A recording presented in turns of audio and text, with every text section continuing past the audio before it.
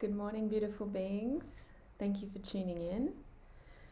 This video is actually quite overdue. So this will be my third healing anemia video, and I have blood test results in front of me.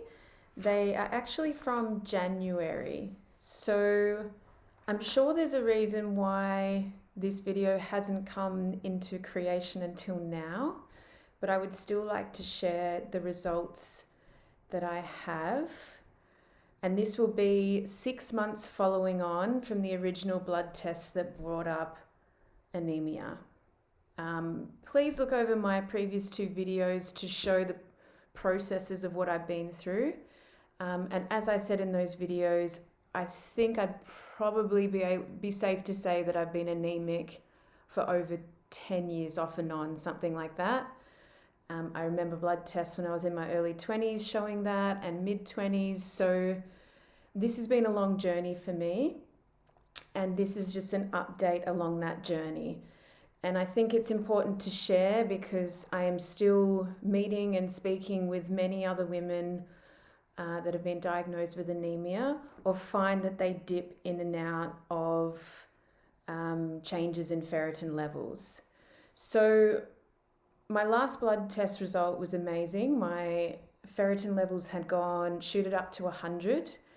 And I told everyone that I got there by eating red meat every day, by supplementing with iron, and also putting a lot of time and effort into the cofactors involved with absorbing iron. And my biggest interest was in the psycho-emotional side of anemia.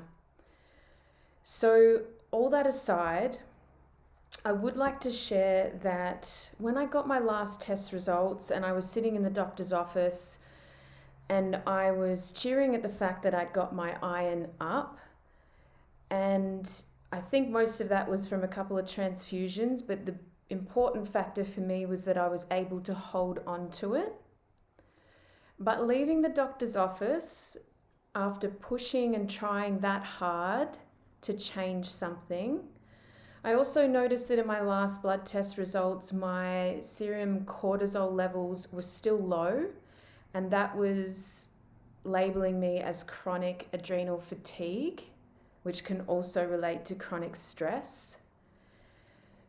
And I knew that in a holistic approach, if both improved, then my methods of progress would be sustainable.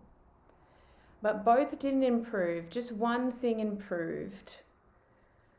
And there was parts of that process that were actually out of alignment. And I found out because I heard something about fear, right? And I link fear directly to stress, and I link it directly to the adrenal glands as well, because they are part of the kidney energy, which in TCM responds to fear. And I heard a quote that says, "The victim cowers when fear is around, and the overachiever tries to conquer that fear." When I ran that through my body intelligence, it made a lot of sense, and I got an emotional response from it. So my overachiever was still trying to conquer low iron. I was exerting all of this force and this pressure and this control on something that represented weakness to me. And I knew that that process wouldn't be sustainable. Now that's okay, because most of the time when I'm working on blood test results, it's all an experiment. I remain curious. And I also heard another quote that resonated very deeply within me, that said, "The egoic solution to a problem is often exactly the same as the cause." So when I looked at the solution that I was applying, which was work harder, do more, eat more iron, do more of this, do more of that, when I looked at that and applied that to the parameters of this quote, I found out that that was probably where the deficiency was coming from. And underlying that are strong programs around me needing to work hard to be worthy of stable iron levels. So I could see an energy leak. I already knew that responsibility had a strong link with iron. When I really looked into that, let's break down responsibility. Response, ability. The ability to respond. Another beautiful author put responsibility simply as showing up with love. Now, where I was putting most of my responsibility was in other people's business, other people's problems, taking them on as my own, feeling it was my job to show up to people with love constantly, overextending myself to fill any kind of void or sense of unworthiness that was laying dormant within me. It was not that iron wasn't being received. It was that I was spreading my precious resources around to everybody else. I felt it was my job and my duty to show up for other people more than to show up for myself. For me personally, this was manifesting in several ways. I was overextending to my clients, and I was putting too much pressure on myself to be 100% professional and perfect in that space. I was probably seeing too many clients at once. I was also taking my partner's problems on as my own and using up a lot of my energy in trying to solve them in my way, which meant that I was controlling fear. So I went back to eating intuitively. For me, that means quite a lot of seafood, a bit of poultry, and maybe red meat once a week. I'm also predominantly eating vegetables a lot of the time. And a few other things that I know works for my diet, right? I went back to what serves me, and that's usually low gluten, low dairy, and low sugar, and that happens quite naturally for me when I'm in alignment. And I just trusted in my body to absorb what it needed. I stopped taking all of my supplements. I didn't take iron, I didn't take zinc, I didn't take anything else. I just wanted to see what my body did over the next 3 months without that push. But what I did do is I took action towards where I was overextending my responsibility into areas that just weren't mine to deal with. So I started making it very clear to me and in my mind where my responsibility was. So it was my responsibility to show up for myself, to get myself out of other people's business. I changed the way I spoke to people and to my partner. I started saying, I trust you to solve your own problems. Let me know if you need any help. I checked in with myself every time I felt this calling and this craving to solve and fix other people's problems.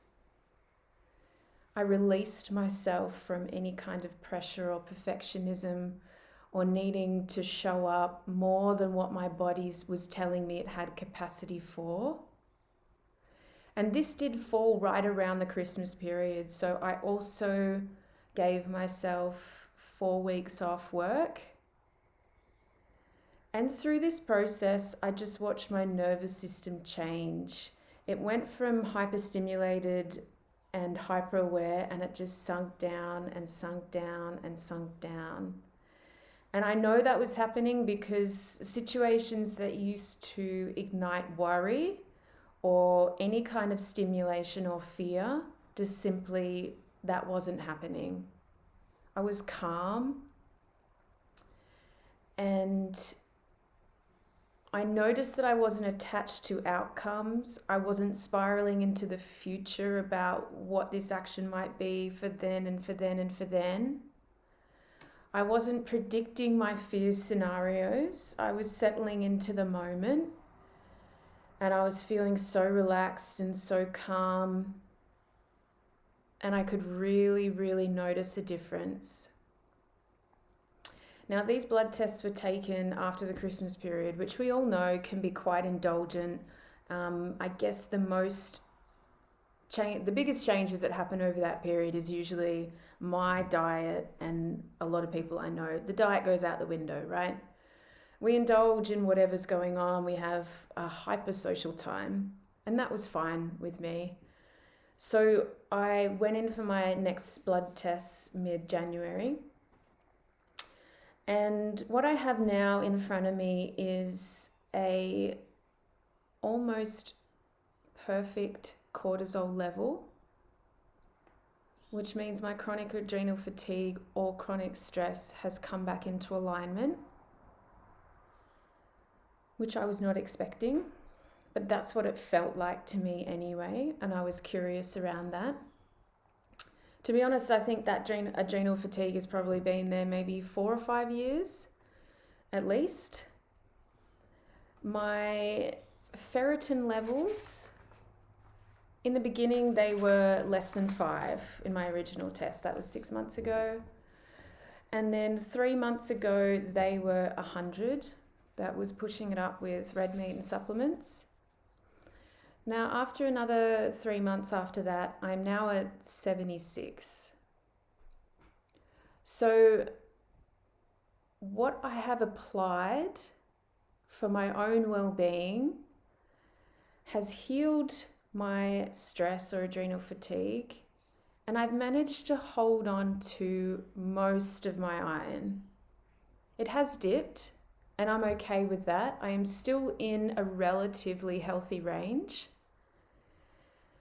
So I know that that pattern is changing. I'm not looking for perfection here, but I would like my iron to be a little bit higher, which I know will be a longer term strategy, prioritizing the nutrients that go in and stalking the fact that I might share responsibility in areas that are not needed. Healing anemia is a long-term process. It's a patterning that I can now identify that I've had for most of my life, which I can also attribute to past life imprints. There is a reason why I came into this incarnation with the tendency to overgive and overextend. This is part of my constitution, represents a lot of my ancestral imprints. So I remind myself to be compassionate and patient with healing this pattern. And I know I'm not alone in this because I have talked to a lot of women that are trying to heal the same very things. There's a reason why it's hard for us to prioritize our own self-care and put ourselves first. There's a reason why the label of selfish and the emotion of guilt come up because of that. But we also know that we feel pretty terrible when there's not enough iron in our system. There was one other thing that I did during this 3 months to help heal both of these paradigms. I prioritized direct sunlight on my skin and natural light in my eyes. I found very good benefits from that. I have since done a vitamin D blood test and I'm a little bit low, so I'm going to supplement and keep prioritizing that sun exposure, knowing that vitamin D is stored and can greatly help a lot of the energy mechanisms going on in my body. It also helps me absorb food and absorb different nutrients in the gut. So everything, for me, healing does need to be holistic. It was so beneficial for me to have the knowledge that I had psycho-emotionally, to discover a whole lot more about myself, but to also be guided by a beautiful healer that had the capacity to look at my blood tests and intuitively treat these areas in my life. For me, a lot of this came down to emotions and the subconscious patterns that were beyond those emotions, and also what limiting beliefs I was carrying with me that said that I needed to give my iron away to everybody else. So I will continue on this journey. What I'm going to do next is take 6 months until the next blood test results, and I will check all the same levels to see how things are evolving for me. Underneath that is a huge calling towards sustainability in my health and wanting to prioritize and rewire the nervous system towards love instead of fear, and at all costs holding on to my iron so much that I have a little bit excess. And what I'm looking for when I say blood test results is there's always a window of normal on your results, or there should be. I like to be right in the middle, right smack bang in that even neutral range that says, okay, I have enough because I am enough. So I hope that resonates with some of you. Some of you already know that I am taking some time off one-on-one sessions and taking some time away from healing in the expression that I have been so greatly enjoying. I have also set up a Patreon page, which means I can create content just like this video for a select group of people that can support me and guide me towards what kind of content they want to see. It's also a secure and private platform where we can chat and comment and discuss things without being completely on show like in social media. So if it resonates with you, please join me there on my Patreon page. I will continue my videos with healing anemia as I get the blood test results in, but on the Patreon page, I'm really looking forward to doing more videos, more live streams, more podcast type audio content, and just having short discussions with the people on there. So join me there if you feel like you would benefit from it. Otherwise, thanks for tuning in, and I hope you're all well and seeing this year as a beautiful opportunity to find sustainability in every part of our lives so that we can thrive in the current environment. All right, beautiful people, so much love. See you next time. Bye.